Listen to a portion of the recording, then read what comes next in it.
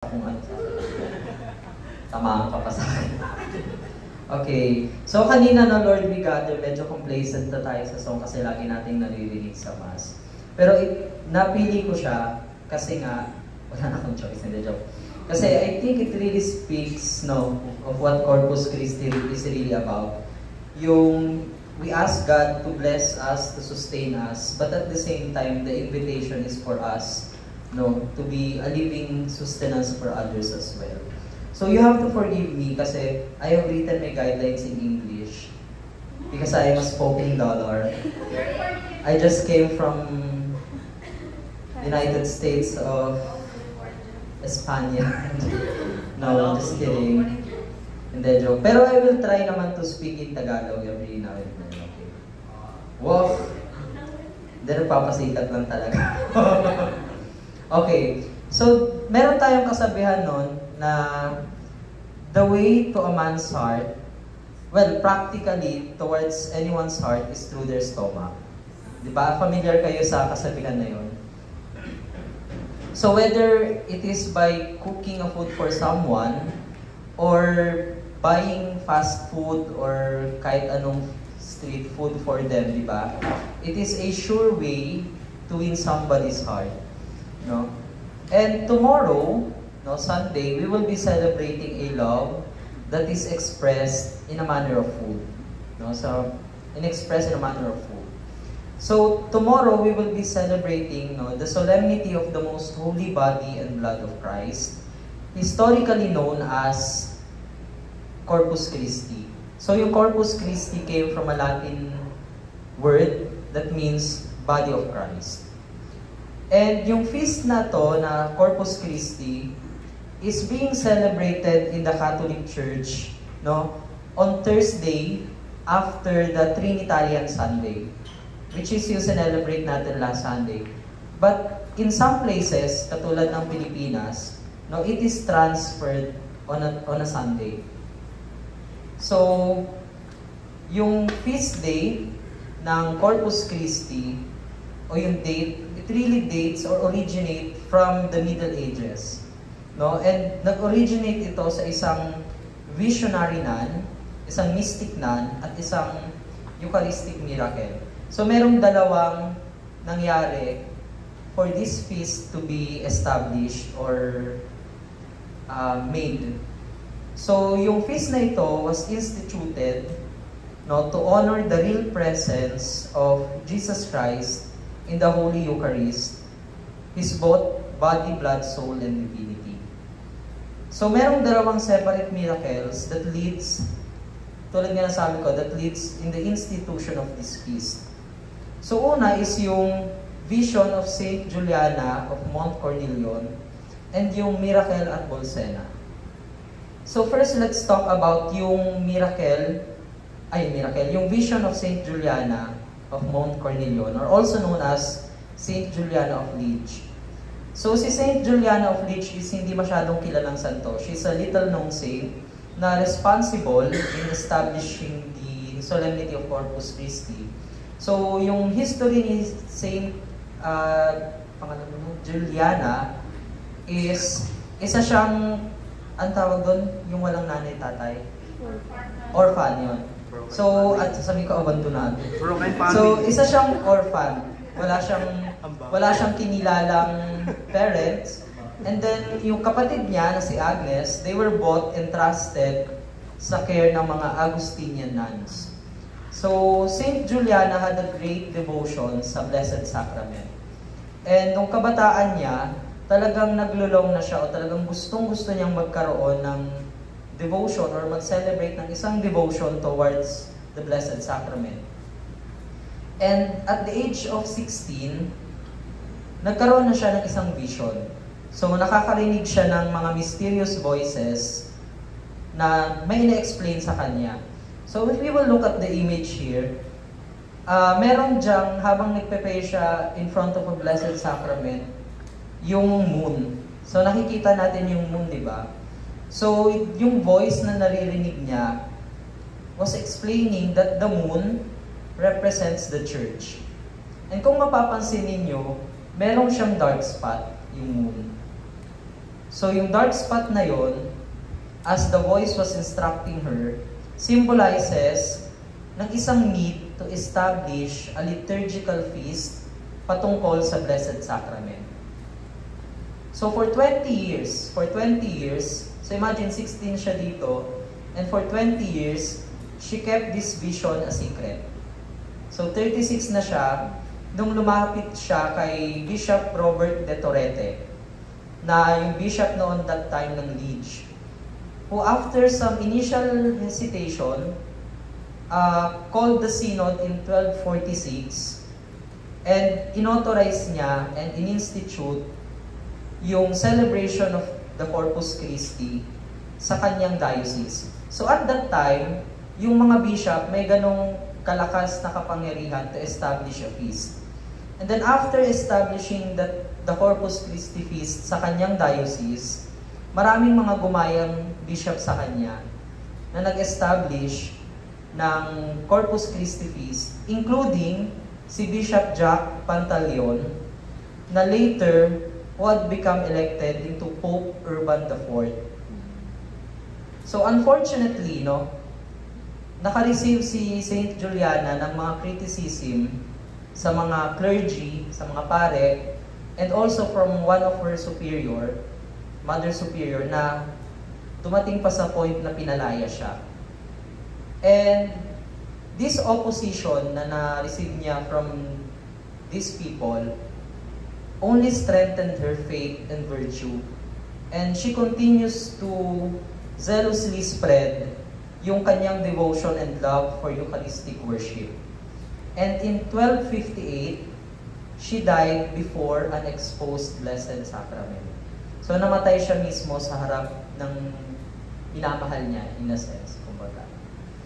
And yung second miracle naman na nag-lead into the establishment of the Corpus Christi was the miracle at Bolsena. So in 1263, may isang German priest na nagngangalang Father Peter of Prague. Nag-pilgrimage siya sa Rome. And then he stopped in Bolsena, Italy to celebrate Mass at the Church of St. Celestina. So at that time, nagkakaroon na siya ng doubts whether Jesus is being truly present in the Blessed Sacrament. So masyado kasi siyang naapektuhan sa mga growing debates that time among theologians na for the first time in the history of church na tinitingnan nila or talagang pinapaniwalaan na nila na totoo ba o hindi na yung katawan at dugo ni Kristo is actually present in the consecrated bread and wine. So, he was already in doubt. So, in a sense, hindi na siya naniniwala kumbaga, sa credibility ng Mass. Pero while celebrating the Mass in the Church of Santa Cristina in Italy, when he was reciting the prayer of consecration, out of the blue, when he was saying the word, "This is my body," yung blood suddenly started dripping coming from the consecrated host. So, yung dugo na nanggaling dun sa consecrated host, it flowed to his hands towards the corporal, towards the altar, and even towards the floor marble. So, si Father Peter was very much confused that time that he reported the incident to Pope Urban IV, na isa sa mga naging responsible in establishing, di ba, as I was saying, the Corpus Christi, who at that time was residing in a nearby place in Orvieto. So nagpadala yung Pope ng mga delegates and investigators and inutusan niya sila na dalhin yung host and yung bloodstained corporal sa Orvieto. So yung relic na yon na nanggaling pa noong 1200th century is still present sa cathedral in Orvieto, na kung saan maraming mga pilgrims na nagpupunta and venerate yung plot na yun. So, si Pope Urban IV, witnessing this establishment, this miracle, these visions, so moved by this miracle that in August 11 of 1264, he published the papal bull o yung public decree na Transiturus de Hoc Mundo, in which recognizing yung presence and love ni Jesus, hindi pa yan yun, later pa yan. Yung establishing the Corpus Christi in a sense. So, Pope Urban wanted to create a special mass and office, no, written especially para dito sa feast na to, sa feast ng Holy Eucharist. And yung mahirap na task na to, itong essential task na to, he appointed two of our well-known saints today. So si Saint Bonaventure and si Saint Thomas Aquinas. And si Pope Urban has reserved himself, no, the right of choosing kung sino ba sa dalawang lalaki to yung makakagawa o makakasulat ng magandang writings na pwedeng gamitin in the Feast of Corpus Christi. So on the appointed day, yung parehong santo na to, each with their own manuscript under their arms, lumapit sila kay Pope Urban IV. So nauna si Saint Thomas of Aquinas into presenting his words. And then he was kneeling sa harap ni Pope, and then he began to read kung ano yung sinulat niya.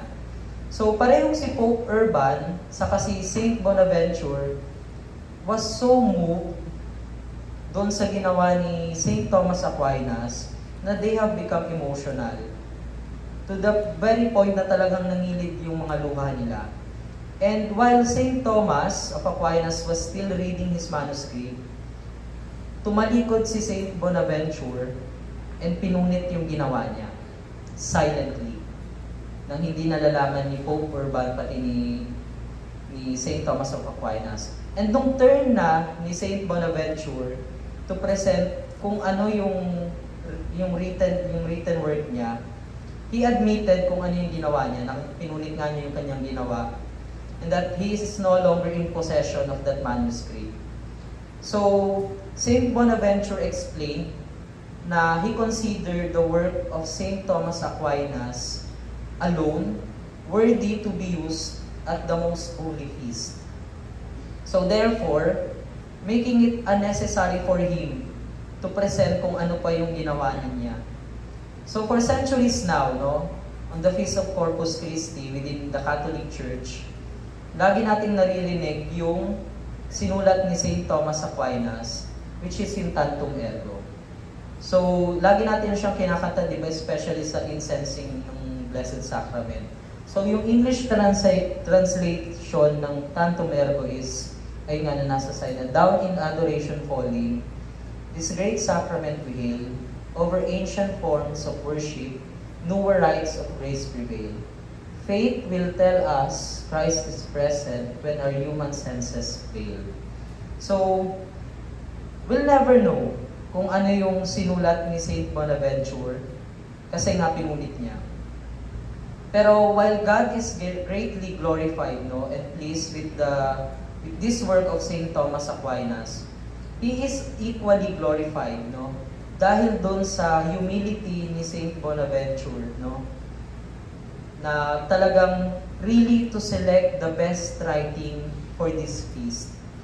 So the invitation for us of this history, no, learning this history of Corpus Christi, na kapag marinig natin yung Tantum Ergo or yung Salutaris Hostia na sinulat ni St. Thomas, may we also remember yung humility ni St. Bonaventure na walang ibang desire o ginusto kundi yung kung ano yung best for this feast.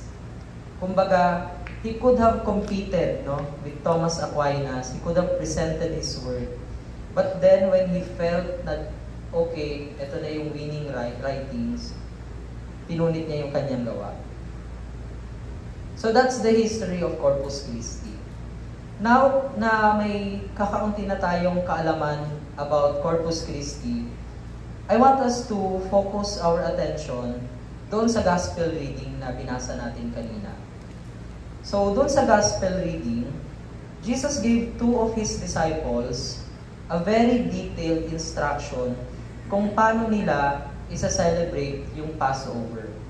So, yung English kasi yung nasulat ko. So, yung sinabi dito is, First, go into a city. A man will meet you, carrying a jar of water. Follow him. Wherever he enters, say to the master of the house, the teacher says, where is my guest room, where I may eat the Passover with my disciple? Then he will show you a large upper room, furnished and ready. So obvious, no? Sobrang obvious na Jesus made a prior arrangement. Kumbaga may reservation si Jesus even before na magtanong yung mga disciples niya about it. He made them enter a city. Diba? Yun yung first instruction. And at least for me, imagine this situation. Yung city na very faithful in their following of tradition, as I would like to imagine, is a city who is restless in preparation. Kumbaga, yung pinaka-image na maganda nating tingnan dito is, imagine niyo na lang yung Divisoria, pati yung mall, kapag last-minute Christmas shopping na. So, ganun kagulo yung city. I would like to imagine na ganun siya. Kasi diba, sobrang mahalaga sa mga Hudyo yung Passover. And for sure, kaliwat kanan yung preparation. So, He made a way para sa mga disciples na ma-identify kung sino yung tamang tao na susundan nila. So, He instructed them to follow a man na may daladalang jar water. Either way. So, gaano ka-significant yung instruction na to? Kasi in that time, if you will recall, no, yung pag-iigib ng tubig is a women's job. Naalala niyo yung the woman in the well? So, most of the time, or this particular task ng pag-iigib ng tubig, ay trabaho ng isang babae. And for these two disciples, to see ng isang lalaki na may daladalang jar of water, is a vivid or is a standout sign for them to know kung sino ba yung tamang tao nga hanapin nila despite of that busy city. No?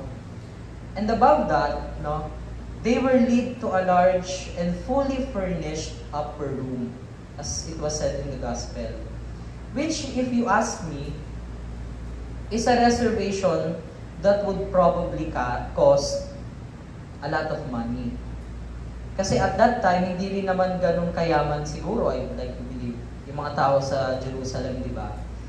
And for Jesus to be able to reserve this kind of setting or place, ibig sabihin, nag-invest talaga si Jesus ng pera. And alam niyo kung ano yung na-imagine ko dito is that whenever we do the meetings, di ba, for example, yung core meeting, di ba, yung kapag ginagawa natin yung mga retreat, yung mga youth planning, yung mga YP planning, lagi tayo naghahanap ng magandang place, well-established place, no, para talagang magawa natin yung trabaho natin. So that's how I see it, no, kung paano nag-prepare si Jesus ng kanilang Passover meal. So Jesus really made an investment in preparing the Passover with them. Pero, I would like you to focus in the very last instruction na binigay ni Jesus sa kanila. And what was it? Make the preparation for us there. Yun yung pinakahuli niyang instruction. After all of this instruction, he said in the last, make the preparation for us there. So Jesus wasn't the only one who made a preparation. He also involved his disciples in the preparation of the Passover. And this is the question that I would like to ask you all. When we are attending the Mass, or kapag pumupunta tayo sa simbahan, kapag pumupunta tayo sa misa, how much preparation do you do? And how do you prepare yourself? And what is your disposition when you are attending the Mass? So how much do you prepare yourself? Diba?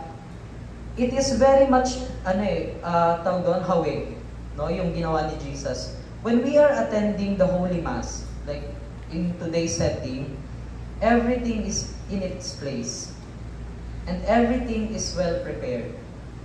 Yung mga church staff, definitely, sila yung nag-ayos ng schedule ng mga pare. Sila din yung nag-make sure na malinis yung simbahan, na yung mga sound system are functioning, di ba? Yung altar is well clothed, may mga bulaklak, no? There is enough consecrated host para kung marami magsisimba, hindi mauubusan. And also, I'd like to believe na the altar servers, the choir, the lectors and commentators, they had their practices even before the masses. No? Tapos, yung priest, most definitely, nag-prepare ng kanyang sermon, ng kanyang homily. So all of these hard works in the background, and we are just asked to come and receive. Now all these hard works in the background in preparing a single Mass, a 1-hour Mass, and we are just asked to come and receive. No, all these hard works, all this order, because the church believes na we celebrate the real presence of Jesus in the Holy Mass. So I would like to ask you a question. If God is present in the Holy Mass, are you also present when you are attending the Mass? If God is present, are you also present? The only preparation na hinihingi sa atin ni Jesus is simple. Just be there. Just be there. So if you believe that God is present in the Holy Mass, how come na you are so okay in not going into Mass? No, as people who are trying to deepen our faith, no, kaya nga tayo nag-active sa Lorbong Day, that's why we are very much committed with what we do. How come you are so okay in not going into Mass? Kasi if you believe, and you really believe that Jesus is there, will you really allow yourself to miss that opportunity to encounter Him? And minsan naman, if you are going, no, kung pupunta tayo sa misa, are you really in that moment?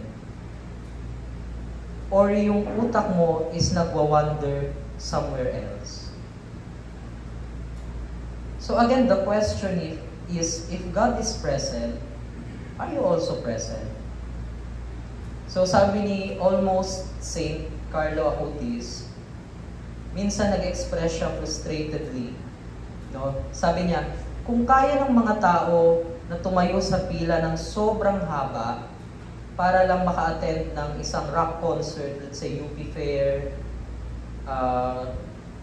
Bini, BTS, no? Kung kaya ninyong pumila to this kind of event, he is very much wondering, bakit walang ganong kahabang pila pagdating sa Blessed Sacrament?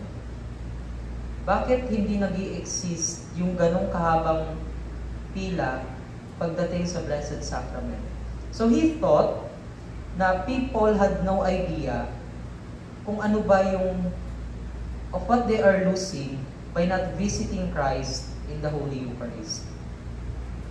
So the Holy Mass is a time where we fully encounter Jesus who truly loves us. Do you believe that? That the Holy Mass is the time where we fully encounter Jesus who truly loves us, who made all this secret effort, no, just to be with you, and the only request that He is asking us is to be present. So yun lang yung pinaka-request na hinihingi niya, to be present. No? And I always tell this to everyone, no? Alam ko paulit-ulit ako to some of you, na I always say, it's better, really, it's better na mag-absent ka ng School of the Word, ng Rosary of the Word, pero do not be absent sa Holy Eucharist. O or sa Mass or sa pagsisimba. So what is the reason? Kasi it's like attending the School of the Word or yung nakikinig kayo dito sa School of the Word is like reading an autobiography. Familiar kayo sa autobiography? So yung autobiography is yung life ng isang tao, di ba? It's like going to School of the Word, trying to know the autobiography of this person, and then pupunta siya sa country, let's say si Taylor Swift, di ba? Pupunta siya sa country nyo, pero you will miss the opportunity to meet her, di ba? So ganun yung kumbaga alam na alam mo, kilalang kilala mo kapag nagpa 100 quiz about Taylor Swift, lahat yun perfect mo. But then you miss the opportunity to meet her kasi hindi ka nakabili ng ticket. Then the same with the School of the Word. School of the Word is like reading the autobiography of Jesus. But then you stop in just reading it. Pero hindi ka na-go beyond into meeting Him. Kumbaga para saan pa nakilala mo siya kung hindi mo siya may encounter. So that's why I always tell people, it's better to skip talaga. Well, it helps us, pero it's better to skip the School of the Word kaysa sa mag-skip ng Mass. Okay. So one more thing na nakastruck sa akin is yung word na, this is my body. Diba, tuwing kailan natin naririnig yung word na this is my body? Consecration, no? May isa pa. May kantang ganin, katawan. Dapat yun yung opening song ko talaga. Katawan, katawan. The joke lang. So every time we hear the, this is my body, yun yung sa consecration part, diba? So, and I know na to start is, going to Mass is hard for various reasons. No? Yung kapag magsimba, hindi ko alam, pero mahirap para sa atin. And some people would rather prioritize yung studies, would rather prioritize their schoolworks, yung mga dates, or yung mga catching ups nila with friends. But I know most people won't go to Mass because of this common reason. I feel like a hypocrite. Or there's too much hypocrite. Either ayoko pumunta, ayoko magsimba kasi hipokrito ako, o ayoko magsimba kasi mga hipokrito naman sila. So these are the common reason why we always, or minsan, hindi mo nagsisimba. So ayoko nang magsimba, hindi naman ako nagbabago, yung mga ganon. Ulit-ulit lang naman yung ginagawa kong kalokohan. Ayoko nang magsimba, niloloko ko lang naman yung sarili ko. And minsan, ayoko nang magsimba, parang niloloko ko lang naman yung Diyos. So, whenever we go to Mass, we always hear these words from Jesus, no? This is my body. We always hear this paulit-ulit in every Mass, no? This is my body. And oftentimes, these words are an invitation for the faithful, no, para sa atin to believe that God indeed is present in the Holy Eucharist. His body, blood, soul, and divinity. So yung word na this is my body, oftentimes is an invitation for us to believe. But I'm here to give you another perspective whenever you hear these words. I hope that when you hear the priest says na yung words na this is my body, I hope you hear it in a different way this time. I hope you hear Jesus Himself saying to you, Jopay, Star, I am here, focus on me, not on yourself. I am here, focus on me, not on yourself. So what do I mean by this? So I personally heard this recently from God. Hindi yung katulad kay Saint Juliana na may narinig ako, tas kinip ko for 20 years. Hindi naman. Fruit of prayer, I would say. This is a fruit of prayer. Kasi this past few days, I would say na I'm having a hard time in making sense as to why I go to Mass. So, it might look na sobrang active ko in everything that we do, di ba? Sa teens, sa School of the Word, sa Rosary, sa kids, sa YP. But really, I am in a moment of desolation, of doubts, of ewan ko, basta hindi okay, parang gano'n. And either I skip going to Mass, so even ako, guilty ako sa ganong paggawa. So either I skip, or pupunta ako just for the attendance na lang. Na para bang, okay, required eh, parang, hindi ko din naman alam kung bakit required, wala namang pinapapirmahan si Ma'am Wing na kung ano. So, out of the blue, parang, ewan ko, part ng sistema, I would say. And, I just don't want to make it obvious, no? Pero I've been questioning really. Personally, I've been questioning as to why I still do what I do. Kung bakit ko pa ba ginagawa yung mga ginagawa ko recently. Pasok kayo. Hi, Max. Hello. Welcome. So, saktong-sakto ka. Paano pa lang? Patapos pa lang. Welcome, welcome. So, going back, magaling lang talaga ako magtago. Wow, chart. I just don't want to make it obvious, no? Pero in that very moment, when I do not feel anything, no, kapag talagang, when I am in the Mass, and I do not feel anything, I do not even have the words to pray, or I am very much discouraged, no, or spiritually barren and dry, I realize then at that very moment as to why I always find myself going. It's yung same reason ni Jesus with His disciples, simply because He wants them to be there. He wants to see us. Yun lang. Kumbaga, it's like being cold ka na doon sa sa ka-relationship mo. Di ba, Chubbs? Parang kunwari cold ka na doon sa relationship. Sa relationship mo. Pero in a very miraculous, in a very mysterious way, you're still okay with just being with that person. No, or even a friend, no? You're okay being with that person kahit na there's silent treatment, there's coldness in there, but you're okay with it. So the same reason of Jesus towards us, why He wants us to go sa Holy Eucharist and not focus on ourselves. So, regardless of what I feel towards Him, or regardless of what I did, or regardless kung paano ko nakikita yung sarili ko, oftentimes, no, yun lang yung gusto ni Jesus. Show up. You just come. Because I want to see you. Kasi oftentimes, no, we feel that the Holy Mass is a gathering for perfect people only.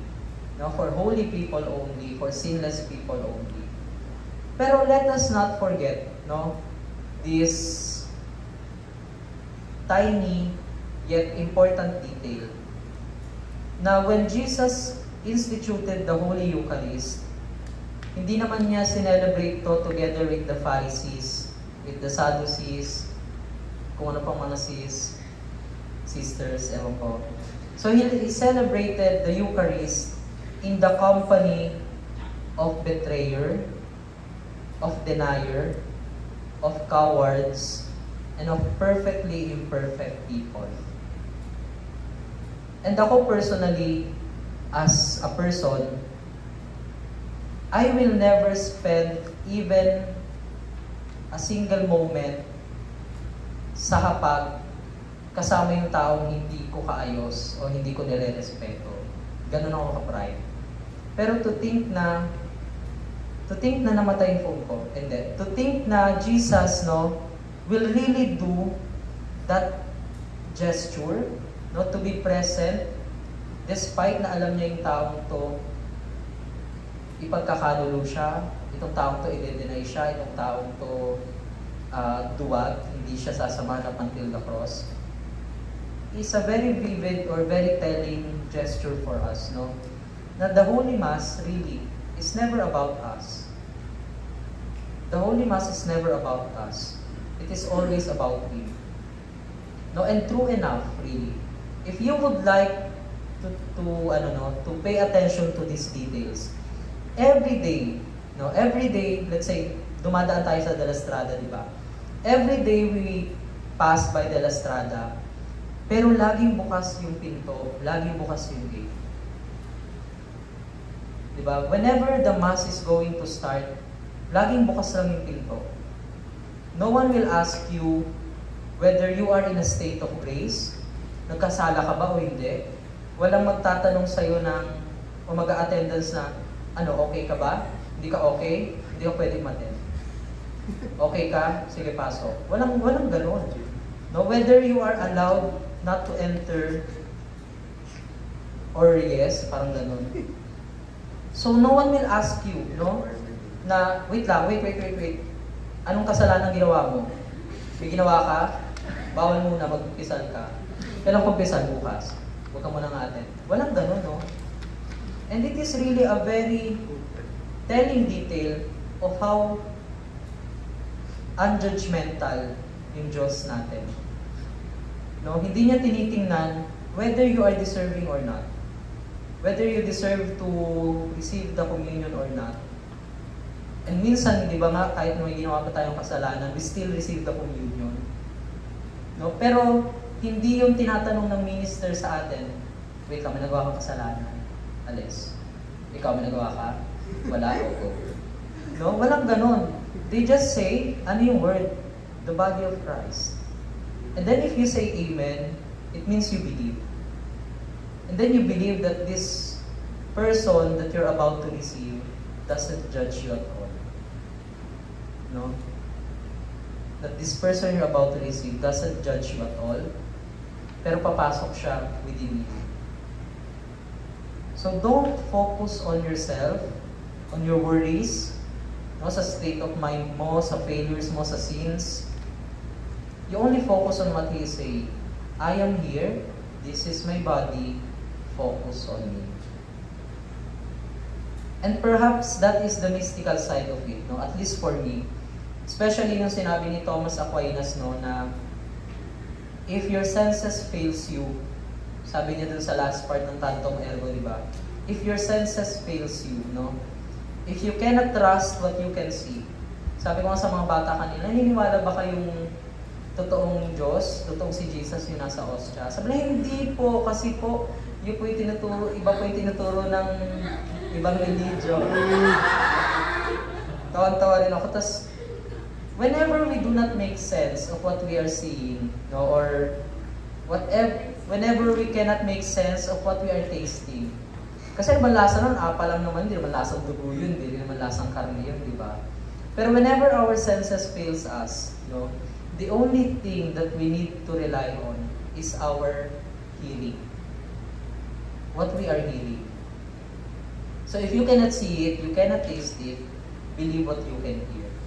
And the priest is telling us, this is my body. No? So if you cannot believe what you see, believe what you can hear. This is my body, focus on me. Yun lang yung take away dito, guys. Focus on Jesus. No? And in a very mysterious way na hindi natin mapaliwanag, di ba? We always leave the church with a very renewed love and spirit. And it is, I would like to believe, is the same reason na even though I do not make sense kung ano yung ginagawa ko na dito, it is His love that puts sense into it. No, it is the reason na even though my mind doesn't see the reason to it, His love is what puts sense to it.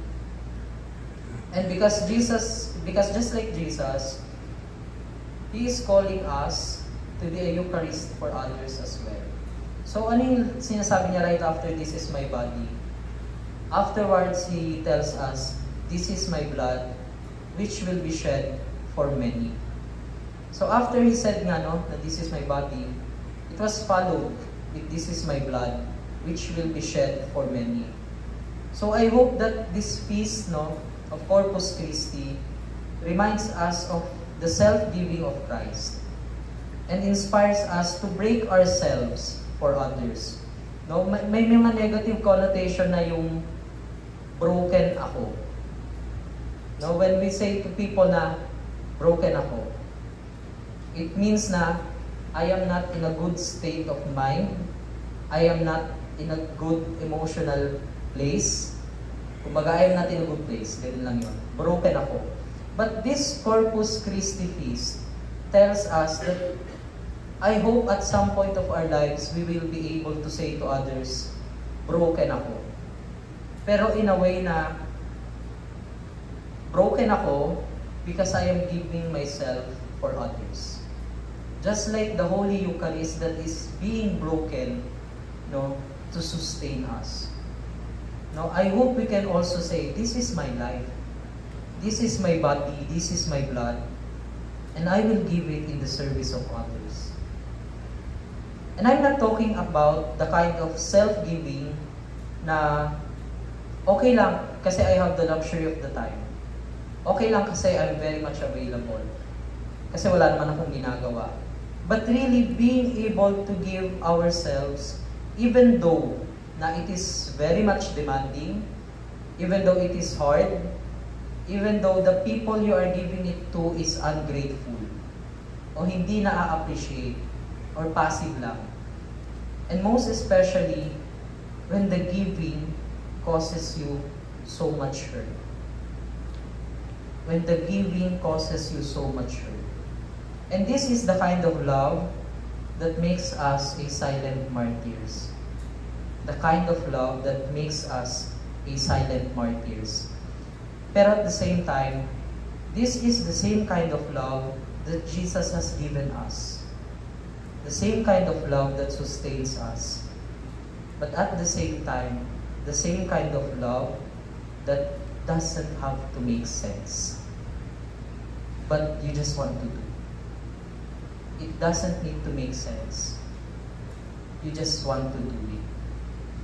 So for this moment of prayer, we will have this guide prayer, no, guide questions. Pero I really ask you, no, to look for the things that struck you from the gospel, from the guidelines, or answer these 3 questions. But for this moment, no, we are going to make it a bit more intimate prayer time than our other prayer time. Kasi in this moment, we will be praying in front of Jesus Himself. So we will be praying with an exposed Blessed Sacrament. And let us all welcome Jesus Christ. And then, let us all take this. Please welcome. Let us all take this moment, no, really, to enjoy. Minsan lang ito mangyayari sa atin, really, to pray together as one community in front of the Blessed Sacrament. So I hope you really enjoy this one-on-one moment with Jesus.